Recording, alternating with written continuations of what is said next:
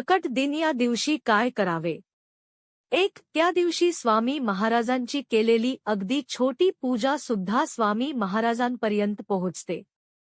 2. घरात स्वामी महाराजांची मूर्ती किंवा फोटो असेल तर ते स्वच्छ पाण्याने धुवून किंवा पुसून घ्या. 3. स्वामींच्या मूर्तीचा अभिषेक करताना त्यामध्ये दूध, घी, तूप, मध, साखर यांचा अभिषेक करा. 4. अभिषेक करताना 108 वेळेस श्री स्वामी समर्थ या मंत्राचा जप करा. स्वामींना गंध, धूप, दीप, फूल अर्पण करा व स्वामींची आरती म्हणा. 5. शरीराच्या शुद्धतेबरोबर मनाची शुद्धता खूप महत्त्वाची असते, त्यामुळे या दिवशी कोणाशी वादविवाद न करता पूजा करा.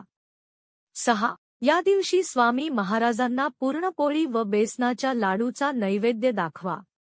7. त्या दिवशी गाईला नैवेद्य द्यायला विसरू नका.